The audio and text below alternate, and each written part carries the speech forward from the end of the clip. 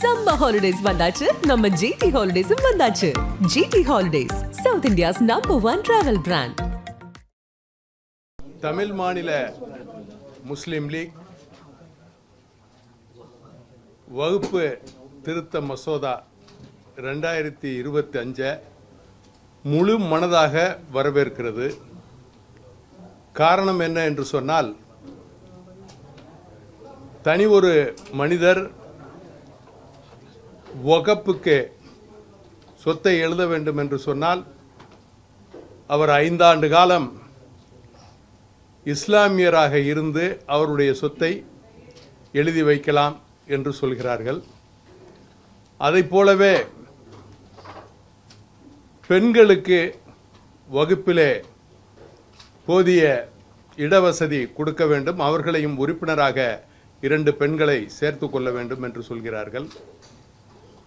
வகுப்பு 2 வகைப்படும். ஒன்று குடும்ப வகுப்பு, மற்றது பொது வகுப்பு. இந்த 2 வகுப்புகளும் மத்திய மாநில அரசுகளின் ஆடிட்டிங் செய்தலுக்கு ஒப்புதல் தர வேண்டும். இந்த 2 வகுப்புகளும் பொது வகுப்புக்கு கீழ் வரும். இதில் அனைத்து பிரிவினரும் சேர்த்து கொள்ளப்பட வேண்டும். இஸ்லாமிலே சில செக்டர்ஸ் என்று சொல்லக்கூடிய பிரிவுகள் இருக்கிறது. சன்னி, சியா, சூஃபி, போரா, ஆகா கான், தாவூதி போரா, ஹக்கானி போன்ற பிரிவுகள் இருக்கிறது. இந்த பிரிவு தலைவர்கள் எல்லாமே முஹம்மது நபி ஸல்லல்லாஹு அலைஹி வஸல்லம் அவர்களை பின்பற்றி இஸ்லாத்தை பின்பற்றக்கூடியவர்களாக தங்களுடைய சொத்துக்களை முஹம்மது நபி ஸல்லல்லாஹு அலைஹி வஸல்லம் 1450 ஆண்டுகளுக்கு முன்பால் ஏழை எளிய மக்களுக்காக எப்படி வக்ஃப் என்று சொன்னால் அரபியிலே சொத்தை ஒதுக்கி வைப்பது ஏழை எளிய மக்களுக்காக. தனவந்தர்கள், வசதி படைத்தவர்கள், செல்வந்தர்கள் தன்னுடைய சொத்துக்களை தனக்கு போக மீதம் உள்ளதை ஏழை எளிய மக்களுக்கு பிரித்து கொடுப்பதற்காக அரபியிலே வக்ஃப் என்று சொல்லப்படுகின்ற அந்த பதம் பேசப்படுகிறது. இங்கே நாம் வக்ஃப் என்கிறோம், வகுப்பு என்கிறோம், பலவாறாக மாற்றி பேசிக் கொண்டிருக்கிறோம். அப்படி கொடுக்கப்படும் பொருள்களில் அதில் உள்ள வருமானங்களை ஏழை எளிய மக்களுடைய கல்வி, பொருளாதாரம், தொழில்துறை, அவர்களுடைய மேம்பாட்டுக்கு, அதை போல விதவைகள், பெண்கள், கணவனால் கைவிடப்பட்டவர்கள், இப்படிப்பட்டவர்களுக்கெல்லாம் அதில் மூலம் வருகின்ற வருமானத்தை செலவு செய்ய வேண்டும் என்று ஒதுக்கப்பட்டிருக்கிறது. அதையே செய்ய வேண்டும் என்று மத்திய அரசும் சொல்கிறது. அதைப்போல இந்த வகுப்பு சட்டத்தின் மூலமாக அனைத்து சொத்துக்களையும் டிஜிட்டலைஸ் பண்ண வேண்டும், ஆன்லைன் போர்ட்டலில் போட வேண்டும் என்று மத்திய அரசு சொல்லியிருக்கிறது. ஆவணங்கள் எல்லாமே வெளிப்படைத்தன்மையோடு, டிரான்ஸ்பரன்சி என்று சொல்லக்கூடிய அந்த வெளிப்படைத்தன்மையோடு அனைவரும் பார்க்கும் வண்ணம் இருக்க வேண்டும். அதையும் தமிழ் மாநில முஸ்லிம் லீக் வரவேற்கிறது. இப்படி எல்லா வகைகளிலும் மக்களுக்கான திட்டமாக, ஏழை எளிய மக்களுக்கான திட்டமாக 2020-25 இந்த வகுப்பு மசோதா இருக்கிறது.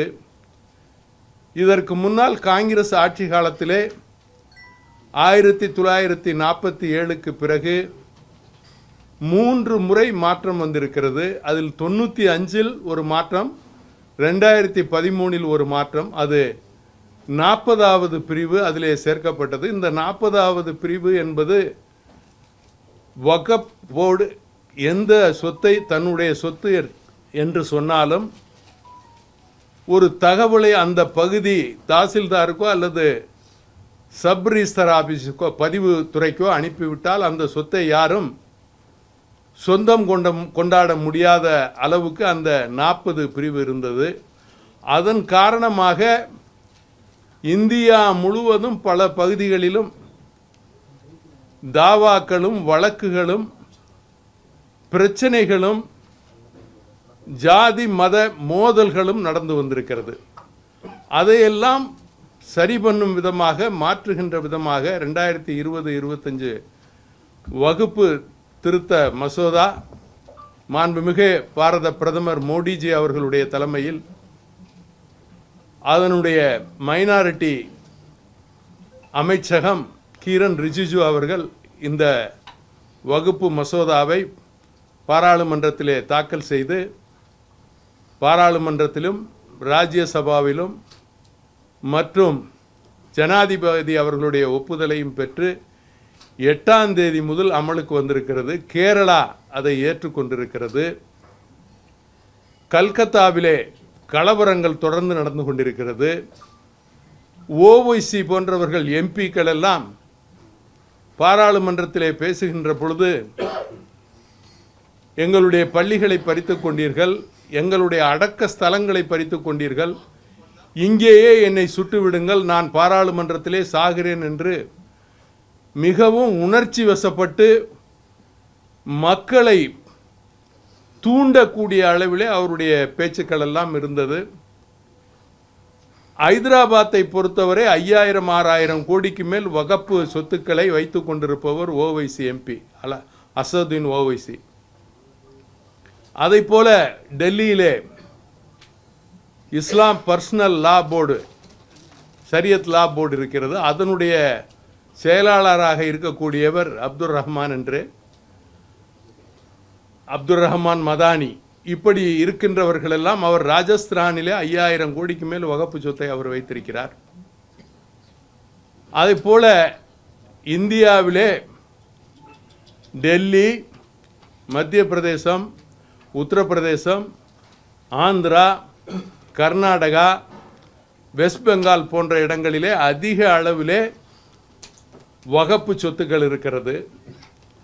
மத்திய அரசு இந்த வகப்பு சட்டத்தை கொண்டு வருவதற்கு முன்னால் இந்தியாவிலே இராணுவத்திற்கு முதலிடமாக சொத்து இருக்கிறது, அதற்கு அடுத்து ரயில்வேக்கு இருக்கிறது, மூன்றாவதாக வகுப்போடுக்கு இருக்கிறது என்று சொல்கிறது. 1995 சச்சார் கமிட்டி காங்கிரஸால் நியமிக்கப்பட்டு 2006 நீதி அரசர் ராஜேந்திர சச்சார் அவர்களுடைய தலைமையிலே அந்த கமிட்டி இந்தியா முழுவதும் சுற்றுப்பயணம் செய்து இஸ்லாமியர்களுடைய நிலை எப்படி இருக்கிறது என்றதை அவர்கள் அறிக்கையிலே தந்திருக்கிறார்கள். அந்த அறிக்கையிலே ராஜேந்திர சச்சார் அவர்கள் கூறியிருப்பதாவது, இந்தியாவிலே தாழ்த்தப்பட்ட, பிற்படுத்தப்பட்ட, பழங்குடியின மக்களை விட கீழ்நிலையிலே இஸ்லாமிய பெருமக்கள் இருக்கிறார்கள். ஆகவே அவர்களுக்கு 10% கல்வியிலே, வேலைவாய்ப்பிலே, பொருளாதாரத்திலே மேம்பட 10% இட ஒதுக்கீடு கொடுக்க வேண்டும் என்று சொன்னார்கள். அதற்கு அடுத்தாற்போல் ஒரு விஷயத்தை முன்வைக்கிறார். அது என்ன என்று சொன்னால், இந்தியாவிலே வகுப்போடிற்கு 1.2 லட்சம் கோடிக்கு மேல், அன்றைய காலகட்டத்தில் 2004 நான் சொல்கிறது, 1.2 லட்சம் கோடிக்கு மேல் சொத்து இருக்கிறது. அதற்கு மீகர் குறைந்தபட்சம் ஒரு 10% வருமானம் இருந்தால் கூட 12,000 கோடி வருஷத்திற்கு வருமானம் வர வேண்டும். இந்த வகுப்பு சொத்தை வைத்திருப்பவர்களெல்லாம் கணக்கு காட்டியிருக்கிறார்கள். 100 கோடியே 127 கோடி வருமானம் இருப்பதாக கணக்கு காட்டியிருக்கிறார்கள். அந்த 127 கோடியும் பராமரிப்பு செலவுக்கு சரியாகிவிட்டது என்று சொல்லியிருக்கிறார்கள். ஏழை எளிய மக்களுக்கு இந்த பணம் போய் சேரவில்லை. இப்படி 3வது இடத்திலே இருக்கக்கூடிய சொத்துக்கு சொந்தக்காரர்கள் இந்தியாவிலே 17 to 25% உள்ள இஸ்லாமிய பெருமக்கள். இந்த பணங்களை எல்லாம் அவர்களுக்கு கொடுத்திருந்தால் இந்தியாவிலே மல்டி மில்லியனர்களாக இருக்கக்கூடியவர்கள், தொழில்களை செய்யக்கூடியவர்கள், பொருளாதாரத்திலே மேம்படையாக இருக்கக்கூடியவர்கள் யாராக இருக்கும் என்று சொன்னால் இஸ்லாமியர்களாகத்தான் இருக்க முடியும். அவர்களை அப்படி வாழ விடவில்லை. ஒரு 200 to 300 பேர் தனக்காரர்கள், செல்வந்தர்கள், அரசியல் செல்வாக்கு பெற்றவர்கள், இந்த சொத்துக்களை எல்லாம் அனுபவித்துக் கொண்டிருக்கிறார்கள். நான் அதற்கு உதாரணமாக ஒன்றை சொல்ல வேண்டும் என்று சொன்னால், நடிகர் சொய்ப் அலி என்பவரை உங்களுக்கு தெரியும். பட்டோடி நவாப் அவர்களுடைய மகன். இதில் எத்தனை பேருக்கு பட்டோடி நவாப் தெரியும் என்று எனக்கு தெரியாது. சர்மிளா டாகூர் அவர்களுடைய மகன். அவர் அண்மையிலே ஒரு 5-6 மாதங்களுக்கு முன்னால் நீதிமன்றத்திலே ஒரு வழக்கு தொடர்ந்திருந்தார். 13,000 கோடிக்கு வகப் செய்யப்பட்ட சொத்தை எனக்கு தர வேண்டும் என்று கேட்டிருந்தார். அவர்களுடைய முன்னோர்கள் வகப்பு செய்த சொத்து. உச்ச நீதிமன்றம் தர இயலாது என்று பதிலளித்திருக்கிறது. அதற்கு நீதி வழங்கி இருக்கிறது. என்ன காரணம் என்று சொன்னால், அது ஏழை எளிய மக்களுடைய சொத்து என்பதனால். ஆகவே இந்த சட்டமாகப்பட்டது முழுக்க முழுக்க ஏழை எளிய மக்களை மனதிலே வைத்து கொண்டு வரப்பட்ட சட்டம். இதையும் தாண்டி அதிலே பெண்களையும் உறுப்பினர்களாக சேர்த்து கொள்ள வேண்டும். அதில் 2 இருக்குது. எப்படின்னு கேட்டிங்கன்னா, வகுப்பு கவுன்சில், மத்திய வகுப்பு கவுன்சில் ஒன்று இருக்குது, வகுப்பு போர்டு ஒன்று இருக்குது. அப்போ இந்த மத்திய வகுப்பு கவுன்சிலையும் பெண்களை கொண்டுட்டு வரணும் அப்படின்னு அவங்க சொல்கிறாங்க. இந்த சட்டம் அதை சொல்லுது. இதுக்கு முன்னாலேயே ஒரு விஷயத்தை நான் இங்கே கூடுதலாக பதிவு செய்ய ஆசைப்படுறேன். மாண்புமிகு மறைந்த தமிழக முதல்வர் புரட்சித் தலைவி அம்மா அவர்கள், உங்களுக்கு எல்லாம் தெரியும், பதர் சையத் அவர்கள் எம்எல்ஏவாக இருக்கும்போது வகுப்பு வாரியத்திற்கு சேர்மனாக பெண்ணை சேர்மனாக நியமித்தார்கள். அப்படி நியமிக்கின்ற பொழுது என்னிடம் அவர்கள் ஆலோசனை செய்தார்கள், என்னிடம் கேட்டார்கள், இஸ்லாம் முறைப்படி பெண்களை வகுப்பு வாரியத்திற்கு தலைவராக்க முடியுமா என்று. நான் சொன்னேன், அப்படியெல்லாம் எதுவும் சொல்லப்படவில்லை, ஆக்கலாம், தாராளமாக அவர்களை நீங்கள் அந்த தலைவர் பொசிஷனிலே போடலாம் என்று சொன்னதற்கு பின்னால் பதர் சையதை அவர்கள் தலைவியாக்கினார்கள். இதை ஏன் இங்கே முக்கியமாக பதிவு பண்ணுகிறேன் என்று சொன்னால், இந்தியாவிலே முன்னோடி மாநிலமாக தமிழர்கள் இருக்கிறார்கள், தமிழக மக்கள் இருக்கிறார்கள். எந்த விஷயத்தை செய்தாலும் சொத்து பங்கு பிரிப்பதாக இருந்தாலும் பெண்களுக்கு, அல்லது பெண்களுடைய பெயரை தன்னுடைய பிள்ளைகளுக்கு இன்சீலாக வைத்துக் கொள்வதற்கும், அதேபோல் வகுப்பு வாரியத்திலே தலைவராக பெண்ணை நியமித்ததும், அதேபோல் பெண் கமாண்டோக்களை, பெண் காவலர்களை பெண் அதிகாரிகளாக கொண்டு வந்ததும் மாண்புமிகு மறைந்த புரட்சித் தலைவி அம்மா அவர்கள். இதற்கு ஏன் நான் சொல்கிறேன் என்றால், தமிழகத்தை பொறுத்தவரை தமிழகம் முன்னோடியாக, இந்தியாவிலே முன்னோடியாக இருக்கிறது. ஆகவே இப்படிப்பட்ட நிலையில் இந்த சொத்துக்களை ஏழை எளிய மக்களுக்கு பிரித்து கொடுக்க வேண்டும். ஏழை எளிய மக்களுக்கு இந்த சொத்தில் வரும் வருமானங்கள் சென்றடைய வேண்டும். அவர்கள் கல்வியிலே, வேலைவாய்ப்பிலே, பொருளாதாரத்திலே முன்னுரிமை பெற வேண்டும். வகுப்பு வாரியம் மூலமாக எத்தனை பள்ளிகள் ஆரம்பிக்கப்பட்டிருக்கிறது, எத்தனை கல்லூரிகள் ஆரம்பிக்கப்பட்டிருக்கிறது, எவ்வளவு பேர் பெரிய பெரிய கல்வியில் முன்னேறி இருக்கிறார்கள், ஆராய்ச்சியாளர்களாக, விஞ்ஞானிகளாக, டாக்டர்களாக, பிஹெச்டி பட்டம் பெற்றவர்களாக இஸ்லாமியர்கள் ஆகியிருக்கிறார்களா? வகுப்பு வாரியம் மூலமாக, அந்த சொத்தின் மூலமாக இந்த வகுப்பு வாரியத்தை நிர்வகிப்போர்கள் இதையெல்லாம் செய்திருக்கிறார்களா? அதில் மாற்றம் வேண்டும் தானே. அப்பொழுது மாற்றம் வருகிறது என்று சொன்னால் நாம் அதை வரவேற்க வேண்டும். யார் கொண்டு வந்தாலும் இப்பொழுது ஒரே நோக்கம் என்ன என்றால், இந்த சட்டத்தை பிஜேபி கொண்டு வந்திருக்கிறது, அதனால் எதிர்க்கிறோம் என்று சொல்லித்தான் அனைவரும் எதிர்க்கிறார்கள்.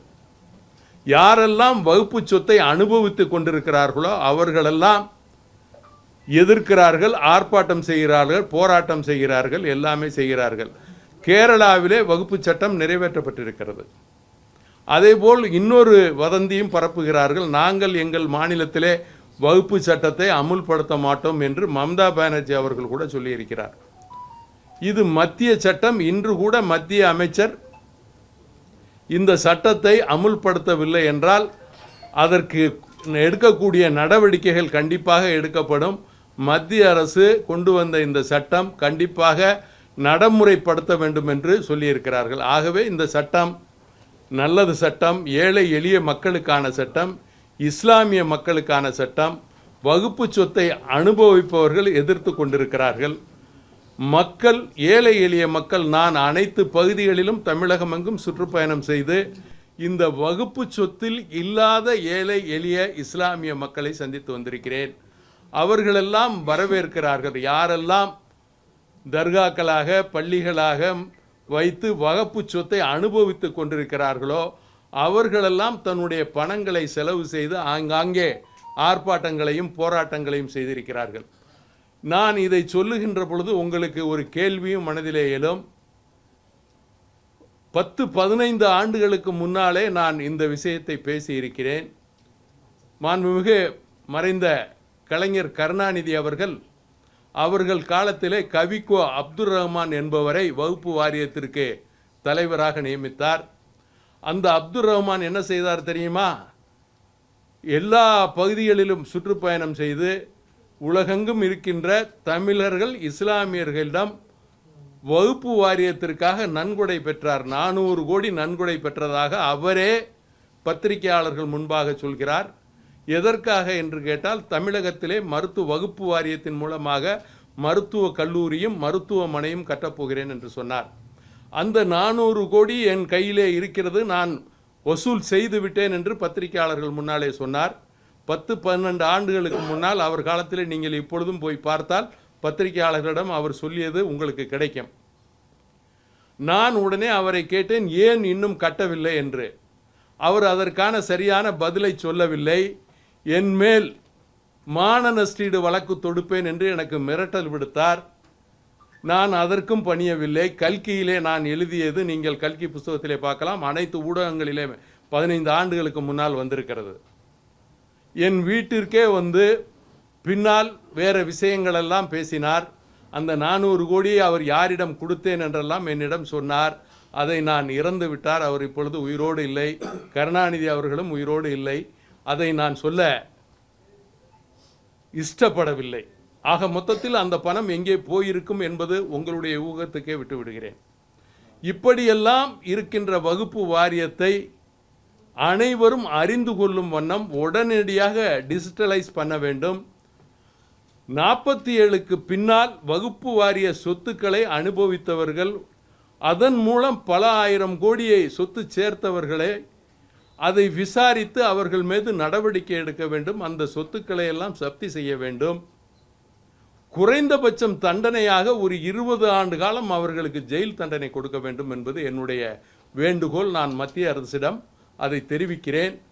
மாண்புமிகு பாரத பிரதமர் அவர்களுக்கும் கடிதம் எழுதியிருக்கிறேன். மாண்புமிகு உள்துறை அமைச்சர் அமித்ஷா அவர்களுக்கும் கடிதம் எழுதியிருக்கிறேன். மாண்புமிகு சிறுபான்மைத்துறை அமைச்சர் கிரண் ரிஜிஜு அவர்களுக்கும் அந்த கடிதத்தின் நகல்களை அனுப்பியிருக்கிறேன். ஏனென்று சொன்னால், வெறுமனே இதுபோல சட்டங்களை போட்டால் இது நடைமுறைக்கு வராது. இவர்களெல்லாம் எதிர்த்து கொண்டே இருப்பார்கள். இல்லை என்று சொன்னால் யார் சட்டத்தை கொண்டு வருகிறார்களோ அவர்கள் கால்களிலே சென்று சரணடைந்து விடுவார்கள். இந்த சட்டம் நடைமுறைக்கு வராது. இதிலே தண்டனை சட்டம் வந்தால்தான் இறைவனுடைய சொத்தை நாம் அனுபவித்தது தவறு என்ற அந்த பயம் வரும். தமிழிலே ஒரு பழமொழி உண்டு, சிவன் சொத்து கொலநாசம் என்று. அதை போல இந்த இறைவனுடைய சொத்தை சாப்பிட்டவர்கள் குலம் அழிந்துவிடும், அவர்கள் வாழ முடியாது.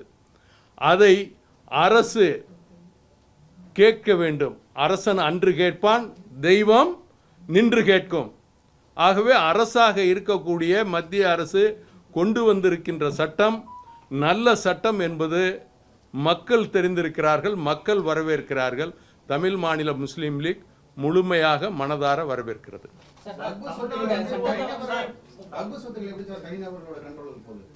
அதாவது 2 இருக்கு வகுப்பில்.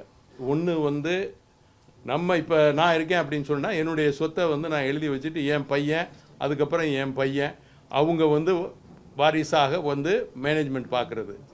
இன்னொன்று வகுப்பு சொத்தை யாருக்கு வேணுமோ லீஸுக்கு கொடுக்கறது. அப்போ அரசு அதிகாரிகள் இல்லை அப்படின்னு சொன்னால் எம்பி எம்எல்ஏவாக இருக்கிறவங்க, அரசு மாநில அரசு அவங்களுக்கு வேண்டிய ஆள்களுக்கு சொல்லி, ஏன்னா இப்போ இங்கே போட்டிருக்கிறது யார் தலைவர், யார் டிஎம்கே காரராக இருப்பார், ஏடிஎம்கே இருந்தால் ஏடிஎம்கே காரராக இருப்பார், வெஸ்ட் பெங்காலில் மம்தா பானர்ஜி ஆளாக இருப்பார். அவங்களுடைய 11 பேர் அதில் உறுப்பினர்கள், வேறு யாரும் வெளியாளுக கிடையாது. அரசுடைய அதிகாரி தான் அதில். சிஇஓ யார்? அரசு அதிகாரி. சூப்பரண்டு யார்? எல்லா மாவட்டத்துலேயும் வகுப்போடு சூப்பரண்டு யார்? அரசு அதிகாரி. அப்போ முழுக்க அரசுடைய கட்டுப்பாட்டில் தானே வகுப்போடு இருக்கே. அப்போ அரசு தானே இந்த பணத்தை பூரா யாருக்கு வேணுமோ நிலத்தை கொடுத்துருவாங்க, எடுத்துக்குவாங்க. இப்போ நீங்கள் இங்கே கூட நீங்கள் பார்த்தீங்கன்னா இதுக்கு முன்னால் அப்துல் ரஹ்மான் ஒருத்தர் இருந்தார், முன்னாள் எம்பி. அவர் ஒரு 100 ஏக்கர் அவருக்கு வேண்டிய ஒரு பொம்பளைக்கு எழுதி வச்சுட்டாருன்னு அவரை மாற்றிட்டு தானே இப்போ இவரை போட்டிருக்காங்க. அப்போ இதெல்லாம் உங்களுக்கு தெரியத்தானே செய்யும். அப்போ நீங்கள் பத்திரிகையாளர்கள் என்னுடைய இந்த கவனத்தை மக்களுக்கான சொத்தை, மக்கள் சொத்தை, இறைவன் சொத்தை மக்களுக்கு கொண்டு போய் சேர்க்கறதுக்கு நீங்கள் கொண்டு போய் சேர்க்கணுமா இல்லையா? அப்போ அதைத்தானே நான் போராடுறேன், கேட்குறேன். இப்போ நீங்கள் ஊராக இவங்க போராட்டம் நடத்துகிறாங்க. இந்த போராட்டம் நடத்துகிறவங்களாம் யார்? பள்ளிவாசல், தர்கா, இதனுடைய ட்ரஸ்டிகளை சேர்த்து அவங்கள்ட்ட இருக்க காசுகளை வச்சு மக்களுக்கு காசு கொடுத்து ரோட்டில் கொண்டாந்து நிப்பாட்டி போராடுறாங்க. நான் இன்னும் ஒன்று உங்கள்கிட்ட கேட்குறேன். முத்தலாக்கு பிரச்சனைக்காக போராடுனாங்களே, முத்தலாக்கில் என்ன ப்ராப்ளம்னு உங்களுக்கு யாருக்காவது தெரியுமா? ஒரே நேரத்தில் 3 தலாக் சொல்லி ஒரு பொம்பளையை விட்டு போகக்கூடாது, மனைவியை விட்டு போகக்கூடாது. அதைத்தான் தடை பண்ணியிருக்காங்க. அதை முறையாக சரியத்தில் சொல்லியிருக்க மாதிரி 3 மாதம் டைம் கொடுத்து சரியாக சொன்னால் சொல்லலாம்னு இதுவரையும் சுப்ரீம் கோர்ட்டே ஆர்டர் போட்டிருக்கேன், பிரமாதமான சட்டம்னு சொல்லிட்டு. அப்போ முத்தலாக்கு எங்கே தடை இருக்குது? தடையே இல்லை. ஆனால் இவங்க என்ன சொல்கிறாங்க? முத்தலாக் தடை சட்டம் கொண்டு வந்துடுறாங்க, இஸ்லாமியர்களுக்கு எதிரானது, அதுக்கு ஒரு போராட்டம். அதே மாதிரி என்ஆர்சி, அது எல்லா ஊர்லேயும் 10 வருஷத்துக்கு ஒருக்கா நடக்கிறது தானே. உங்களுக்கு கணக்கெடுப்பு ஜென்சஸ் நடக்கணுமா நடக்கக்கூடாதா? அப்போ அது நடந்தால் தானே நம்ம ஊர் ஆள் யார், வெளியூர் ஆளுன்னு தெரியும். அதுக்கு எதிர்ப்பு தெரிவிக்கிறாங்க. பாய்ங்களெல்லாம் எப்படி பாய்ங்களாம் எல்லாம் இங்கே பிறந்தவன், என்ன வெளிநாட்டிலேருந்து வந்து இங்கே குடியேறினவனா? எல்லாம் சுப்பனும் குப்பனும் முனுசாமி குப்புசாமியும் தான் கிறிஸ்தவனாக மாறி இருக்கான், இஸ்லாமனா மாறி. என்னுடைய முன்னோர்கள் அதுதானே, எல்லாமே இந்துக்கள் தானே.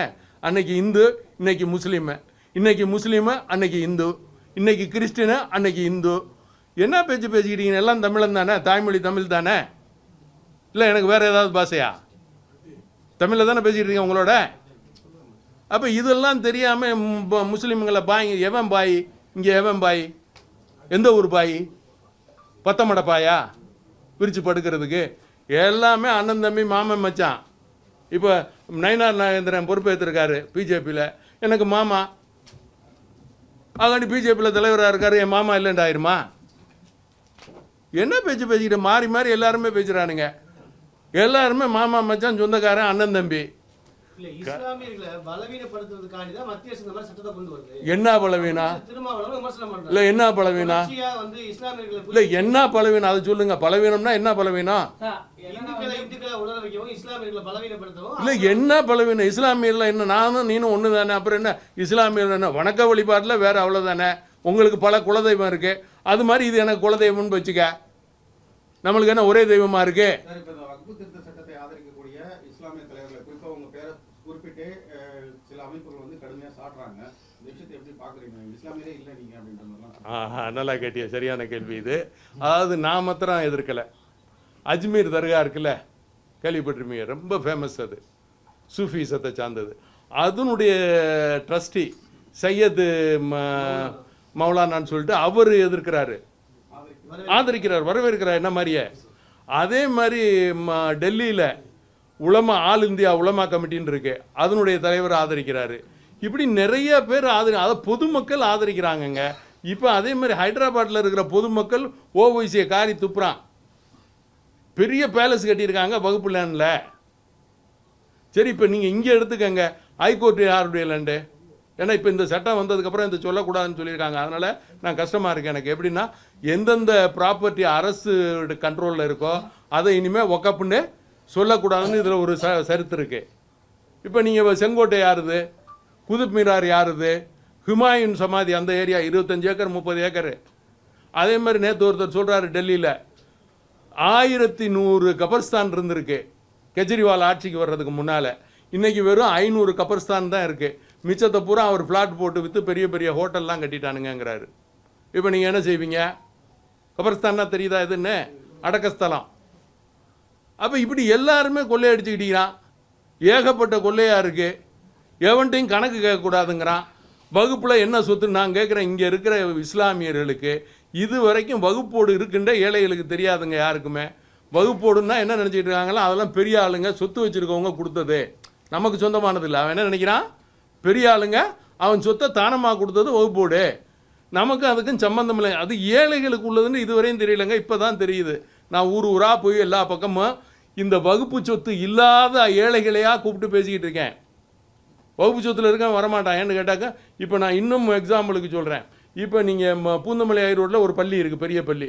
அதுக்கு 20 லட்ச ரூபா 30 லட்ச ரூபா மாதம் வாடகை வருது. அவன் எப்படி வருவான்? அதில் அவன் ஆள் கூப்பிட்டு என்னை எப்படியாவது காப்பாற்றணுங்கிறான். அதே மாதிரி நீங்கள் அடையாறில் பார்த்தீங்கன்னா குறைசியானி மாஸ்க்கு 40 லட்சம் 30 லட்சம் வாடகை வருது. கடை கட்டி விட்டுருக்கான் அந்த பள்ளியை தவிர. அவன் எப்படி இதில் வருவான்? அது மாதிரி இப்படி எல்லாரும் சம்பாரித்து சாப்பிட்டுக்கிட்டு இருக்கிறான் அதில். அப்போ அவன் எப்படி இதுக்கு வருவான்? அதுக்கு ஆதரவாக பேசுவானா, எனக்கு ஆதரவாக பேசுவானா, இந்த சட்டத்துக்கு ஆதரவாக பேசுவானா? இப்போ எதுக்குறவன் பூரா யார் உங்களுக்கு நல்லா தெரியும். நான் யார் பேரையும் சொல்ல விரும்பலை. இந்த எதுக்குறவன் ஒரு 4 பேர் 2 சீட்டு 1 சீட்டுக்கு போகிறவன். நான் எவன்கிட்ட போய் 1 சீட்டு 2 சீட்டு கேட்டுக்கிட்டேன்? நான் வந்து காமராஜர் காலத்திலேருந்து ஆட்சியில் இருக்கேன். என் 19 வயசில் காமராஜரோட மேடையில் பேசியிருக்கேன். எம்ஜிஆர் அவர்களோட பயணிச்சிருக்கேன். புரட்சித் தலைவி அம்மா கூட உங்களுக்கெல்லாம் தெரியும், பயணிச்சிருக்கேன். என்னைக்காவது நான் 1 சீட்டு 2 சீட்டு கொடுன்னு எவன்டையாவது போய் கேட்டிருக்கேனா? இல்லை என் வீட்டு வாசல்லையாவது கை கட்டி நின்றுருக்கேனா போய்? எப்போ இது மக்களுக்கான சட்டம், நல்ல சட்டம். இதை கொண்டு வந்தால் ஏப்பா அவங்களுக்கெல்லாம் கடுக்குது? யாருக்கு வலிக்குது? ஏன் கணக்கு காட்ட மாட்டேன்? நான் கேட்குறேன், சரி வகுப்போடுக்கு சொத்தே இல்லைப்பா, இல்லைன்னு சொல்லுங்க. வகுப்போடுக்கு சொத்தே இல்லை. மோடிஜி சொல்கிறது பொய், அமித்ஷா சொல்கிறது பொய், சேக்தாவ் சொல்கிறதும் பொய்யடா. இல்லைன்னு சொல்லி கணக்கு காட்டிட்டு போங்கப்பா.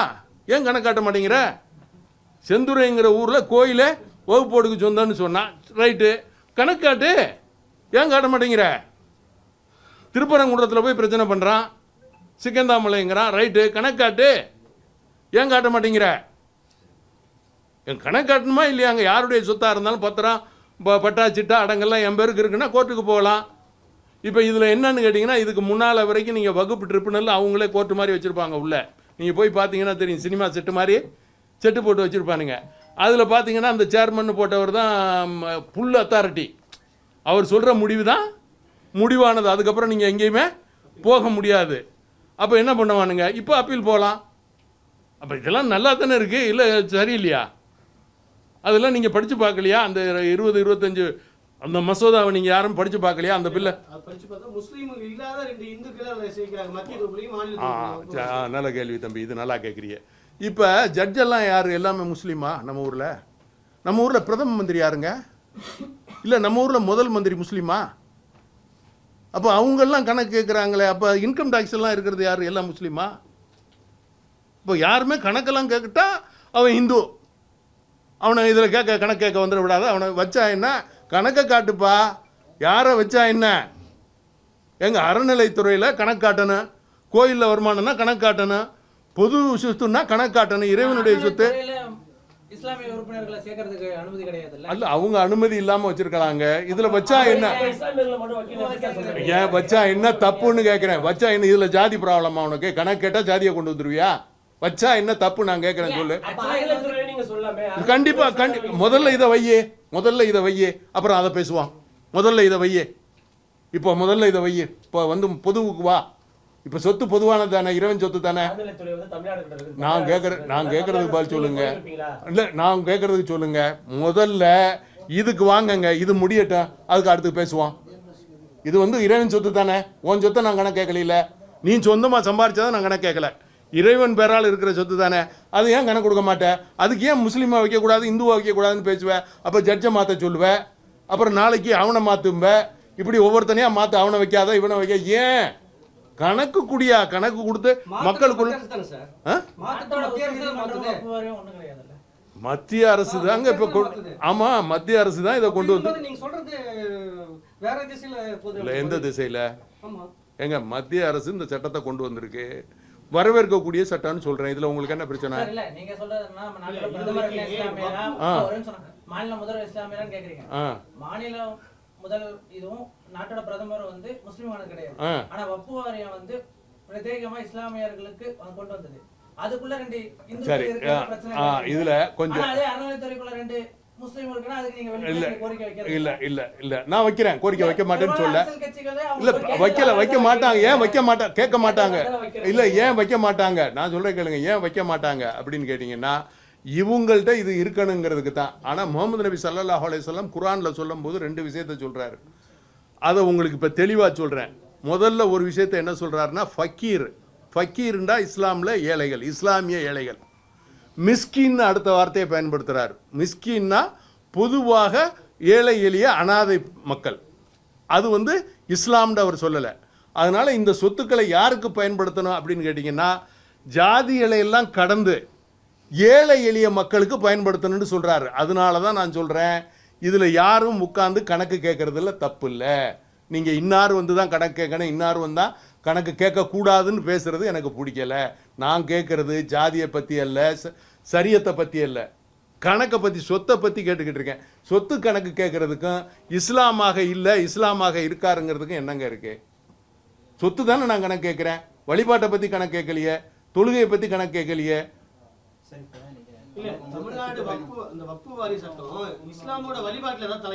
இல்ல, அதனால தான் உங்களுக்கு ஓப்பனாக சொல்கிறேன், சொத்தை பற்றி தான் கணக்கு கேட்குறாங்க, வழிபாட்டில் அவங்க தலையிடலை. நீங்கள் தொழுகை வேணான்னு சொல்லலை, ஹஜ்ஜுக்கு போக வேணான்னு சொல்லலை, நோன்பு வைக்க வேணான்னு சொல்லலை. உங்கள் ப்ராக்டிஸ் பண்ணுறதுல எதுலேயுமே அவங்க தலையிடலை. இஸ்லாம் சம்பந்தப்பட்ட எதுலேயுமே அவங்க தலையிடலை. உங்கள் சட்டத்திலையும் அவங்க தலையிடலை. அவங்க என்ன சொல்கிறாங்க, வகுப்பு வாரியம் மூலமாக இருக்கிற சொத்துக்கள் கணக்கு வழக்கு இல்லாமல் ஏழை எளிய சொத்துக்களை பெரிய பெரிய ஆளுக 200-300 பேர் அனுபவிச்சுக்கிட்டு இருக்கான். கணக்கு வழக்கில் வரணும். அதுக்கான வருமானம் இன்னைக்கு நிலைக்கு பார்த்தீங்கன்னா ஒரு 30,000 கோடி வருஷத்துக்கு வரும். எவ்வளோ வரும்? 30,000 கோடி வரும், ஒழுங்காக கணக்கு வழக்கு பார்த்து எடுத்தா. அப்படி வந்ததுன்னா இந்தியாவுடைய பொருளாதாரமும் மேம்படும், ஏழை எளிய இஸ்லாமிய மக்களுடைய வாழ்க்கை தரம் மேம்படும், கல்வி மேம்படும், எல்லாமே மேம்படும். 9 லட்சம் சொத்துக்கள் இருக்குது. இது வரைக்கும் அதுல 200 கோடி தான் வருவாய் வருது. 20,000 கோடிக்கு மேல வருவாய் ஈட்ட முடியும்னு சொல்லி மத்திய அரசு சொல்லியிருக்காங்க. ஆமாம், அதைத்தான் நான் இப்போ சொல்கிறேன். இப்போ கூட வரும். இப்போத்திய கணக்குப்படி நீங்கள் கணக்கு போட்டு பார்த்தீங்கன்னா 25-30,000 கோடி வருஷத்துக்கு வரும். வந்தால் நல்லது தானே, ஏழை எளிய மக்களுக்கு உபயோகப்படும். தனிப்பட்டவர்கள் ராஜ வாழ்க்கை வாழ முடியாது. 5 வருஷமா இஸ்லாமியர்களை தொடர்ந்தா தான் அவங்க வந்து தானமா வக்ஃபுக்கு கொடுக்க முடியும் அப்படின்னு திருத்தம் கொண்டு வந்திருக்காங்க. ஆமாம், அதான் முறைகேடுகள் நடக்கும்பொழுது மற்ற மெம்பர்ஸ் சமுதாயத்தில் இருக்க மற்ற தலைவர்கள் 5 ஆண்டுகள் தொடர்ச்சியா இஸ்லாம இருந்தா தான் வக்ஃபு போர்டுக்கு வந்து தானமா கொடுக்கணும்னு சொல்லி திருத்தம் கொண்டு வந்தாங்க. கரெக்ட். இந்த சட்டத்தை நீங்கள் இப்படி பார்க்கணும். இப்போ ஒருத்தர் இந்துவாக இருக்கார், அவங்க அண்ணன் தம்பி 4 பேர், அவங்க வீட்டுக்குள்ளே சொத்து பிரச்சனை போய்கிட்டு இருக்கு. அவர் என்ன செய்கிறாருன்னா, இவனுக்கும் வேணாம் அவனுக்கு வேணான்னு வகுப்பு எழுதி வச்சுட்டாருன்னு வைங்க, அந்த சொத்தை மற்ற யாருமே அனுபவிக்க முடியாது. புரியுதா உங்களுக்கு? அப்போ இவர் 5 வருஷம் இஸ்லாத்தை தழுவி 5 வருஷத்தில் முறையாக இருந்தால் வகுப்பு பண்ணப்படும். அப்போ அது தடுக்கப்படுது. ஒரு இந்து தன்னுடைய வீட்டில் நடக்கிற பிரச்சனைக்கு அந்த சொத்துக்களை யார் கோவம் வருதுல, அவனுக்கு கோவம் வந்து என்ன பண்ணுவான், மற்ற யாருக்கும் கிடைக்கக்கூடாதுடா, எனக்கே மொத்தம் கொடுக்க மாட்டேங்கிறானுங்க அப்படின்னு சொல்லிட்டு வகுப்பு எழுதி வச்சுட்டான்னு வைங்க. அப்போ என்ன செய்ய முடியும்?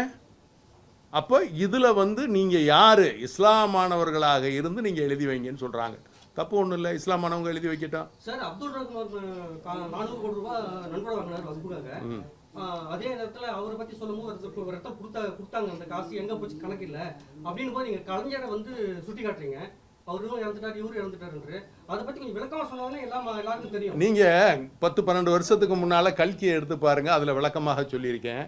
அந்த பணம் எங்கே போயிங்கன்னா, ஒரு இறந்த மனிதரை கண்ணியக்குறைவாகவோ அவர் அதை பண்ணார் இதை பண்ணார் நான் இப்போ பேச விரும்பலை. ஏன்னா 2 பேருமே இறந்துட்டாங்க. அப்போ நான் பேசுகிறது மாத்திரம்தான் நிற்கேன். அவங்களுக்கு அவங்க தரப்பு பேசுகிறதுக்கு ஆள் இல்லை. அவங்க உயிரோடு இருக்கும்போது நான் எழுதுனது கல்கியில் இருக்குது. அவர் சொன்னது 400 கோடி நான் வசூலிச்சுட்டேன்னு அவர் பத்திரிகையாளர்களை இது மாதிரி சந்தித்து சொன்னதும் இருக்குது. அதை எடுத்து பாருங்கள், உண்மை உங்களுக்கு புரியும். 400 கோடி யார்கிட்ட போச்சுங்கிறத நீங்கள் புரிஞ்சுக்குவீங்க. உங்களுடைய அனுமதிக்கு அதை விட்டுடுறேன். ஏன்னா இல்லாதவங்களை பற்றி தப்பு தவறாக பேசுறது நல்லதில்லை. சார், இப்போ நீங்கள் தமிழகம் முழுக்க சுற்றுப்பயணம் போயிட்டு எல்லாரையும் சந்திச்சதா சொல்லியிருக்கோம். வக்ஃபு சொத்து எல்லாம் நிறைய பேர் யூஸ் பண்ணிட்டு இருக்காங்க. யார் எந்தெந்த சொத்து வச்சிருக்காங்கன்ற லிஸ்ட்டு வந்து அரசுக்கு ஏதாவது கொடுக்க முடியுமா? எங்கள் அரசிட்ட தானே இருக்குது, இதுவரையும் அது தெரியலைன்னு தானேங்க நாங்கள் கேட்டுக்கிட்டு இருக்கிறோம். எங்கள்கிட்ட எந்த இதையும் காட்டலை, கண்ணை கட்டி காட்டில் விட்ட மாதிரி இருக்குது. வகுப்புக்கு இவ்வளவு சொத்து இருக்குன்னு மத்திய அரசு சொல்லுது. 3வது இடத்துல இருக்காங்கிறது யார் சொல்கிறா? இல்லை சார், இப்போ நீங்கள் எல்லாரும் சுற்றுப்பயணம் போயிட்டு வந்திருக்கேன்னு சொல்லியிருக்கீங்க. அதுக்கப்புறம் ஒரு சில லெட்டர்லாம் இருக்குன்றதுன்னு சொல்கிறீங்க. இதை வந்து அறிக்கையா மாதிரி ஏதாவது அரசுக்கு ஏதாவது கொடுப்பீங்களா? இல்லை, அப்படி நம்ம கொடுக்க முடியாது. தனிப்பட்டவர்களை யாரையாவது குற்றஞ்சாட்டி இவங்க வச்சுருக்காங்க அவங்க வச்சுருக்காங்கன்னு கொடுக்கறது சரியாக இருக்காது. எல்லா கணக்கும் அவங்கள்ட்ட இருக்குது, வகுப்பில் இருக்குது. அதே மாதிரி ஆவண காப்பகத்தில் ஆவணங்கள் இருக்குது. பழைய அதாவது நவாப் காலத்தில் கொடுத்துருந்தா நவாப் காலத்துக்கு ஆவண காப்பகத்தில் பாருங்கள் இருக்குது. ஆர்டிஐயில் நீங்கள் போட்டு எடுக்கலாம் எந்த சொத்து யாருக்கு இருக்குண்டு. அதே மாதிரி வகுப்பில் அதுக்கு ஆவணம் இருக்குது. அதனால் அரசு கொண்டு வந்திருக்க திட்டம் டிஜிட்டலைஸ் பண்ண சொல்லியிருக்காங்க. உடனே 90 டேஸில் 90 நாளைக்குள்ளே இந்த சட்டம் வந்து 90 நாளைக்குள்ளே ஆன்லைன் போர்ட்டலில் போட்டுறணுன்னு இருக்காங்க. அதனால் நீங்கள் கேட்டதெல்லாம் ஆன்லைன் போர்ட்டலில் 90 டேஸில் வந்துடும். சட்டமன்றத்தில் வகுப்பு திருத்த சட்டத்தை எதிர்த்து தீர்மானம் நிறைவேற்றப்பட்டிருக்கிறது. மத்திய அரசு தீர்மானம் என்பது சாதிக்கும். நீங்கள் நீட்டுக்கு எதிர்த்து தீர்மானம் போட்டிங்களே, என்னாச்சு? அப்புறம் இதை மாத்திரம் கேட்குறீங்க? நம்மளா சொல்லிக்கிற வேண்டியதானே? இல்ல வக்ஃபு சட்டத்திட்டத்துக்கு எதிராக உச்சநீதிமன்றத்துல தமிழக அரசு, திமுக, காங்கிரஸ், நீட்டுக்கு எதிர்த்து போனீங்களா, அது என்னாச்சு? இல்ல நீட்டுக்கு எதிர்த்து போனீங்களா, அது என்னாச்சு? அப்படியா? மாநில ஆட்சி ஏன் நீங்க உங்க மாநிலத்தையே தனியா பிரிச்சுக்கிட்டு, இந்தியா விட்டு தனியா பிரிச்சுக்கிட்டு போயிட வேண்டியதானே? இல்ல இந்தியா ஏங்க வழக்கு வந்து நிக்கும் நினைக்கிறீங்களா, செல்லாது அப்படின்னு சொல்றதுக்கு வாய்ப்பு இருக்குன்னு சொல்லி ஏங்க நீங்க மத்திய அரசுக்கு கீழே இருக்கீங்களா, மாநில அரசுக்கு கீழே இருக்கீங்களா? மத்திய அரசு. அப்புறம் என்ன இருக்கு? மத்திய அரசு தான் கொண்டு வருது எல்லா சட்டத்தையும். மாநில அரசு அதை எடுத்து நடத்தணும். மத்திய அரசுக்குன்ற உள்ள சட்டங்களை மாநில அரசு கொண்டு போகணும், அவ்வளவுதான். மாநில அரசுக்குண்டு லிமிட்டட் தான் இருக்கு பவர், அதை தான் மாநில அரசு பயன்படுத்த முடியும். எது? ஆமா. மும்மொழி கொள்கைக்கு வந்துட்டீங்க. சரி, ஓகே. அப்ப மும்மொழி இல்ல, அதனாலதானே காசு கொடுக்கலன்னு அழுகுறீங்க. காசு கொடுக்கலன்னு அழுகுறீங்க. அந்த சட்டத்தை நீங்க நிறைவேற்றலைண்டா காசே கொடுக்க மாட்டேங்கிறாங்க, நீ ஏன் அழுகுறீங்க?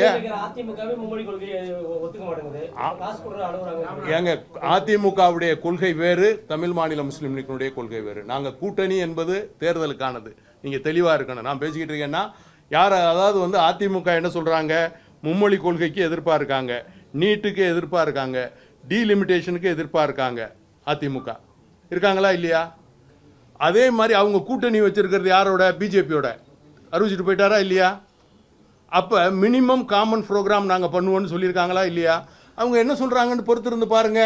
என்ன சொல்றாங்க? அதிமுக பாஜக கூட்டணினால தமிழகத்தில் இருக்கக்கூடிய இஸ்லாமியர் ஒரு ஓட்டு கூட அதிமுகவுக்கு போகாது. அதிமுக செலுத்துற ஓட்டு பிஜேபிக்கு செலுத்தக்கூடிய ஓட்டாகும். அதனால இஸ்லாமியர் ஓட்டு வந்து இந்த கூட்டணிக்கு போகாதுன்னு சொல்லி ஐயுஎம் தேசிய பொதுச்செயலாளர் காதல் மைதுன்னு சொல்லியிருக்காங்க. கண்டிப்பாக அவர் ஓட்டு அவருக்கு போடுவாரான்னு பாருங்க.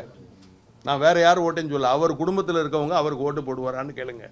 ஏண்டா இங்கே இருக்க இஸ்லாமிய மக்கள், அதாவது இந்த வகுப்பு சொத்தை அனுபவிக்காதவன், ஒரு தடவை 2 தடவை எம்எல்ஏ எம்பி ஆகாதவன், வாழ்நாள் பூராமே ரோட்டில் கிடக்கிறவன், அந்த இஸ்லாமிய மக்கள் பூரா அதிமுகவுக்கு வாக்களிப்பான். கண்டிப்பாக அதிமுக வந்து ஜாதி மதங்களை கடந்து எல்லாருக்குமான ஆட்சியாக இருக்குங்கிறது எல்லாருக்குமே தெரியும். அதனால அதில் எனக்கு மாற்று கருத்து இல்லை. எது? இப்போ இது மாநில அளவிலான ஏற்பாடுகள். நான் எல்லா பக்கமும் சுற்றுப்பயணம் பண்ணியிருக்கேன். இளைஞர்களை இதில் கொண்டு வர்றேன். முழுக்க இளைஞர்களை கொண்டு வந்து இந்த வகுப்பினுடைய சட்டத்திட்டங்களை அவங்கள தெரியப்படுத்த வைக்கிறேன்.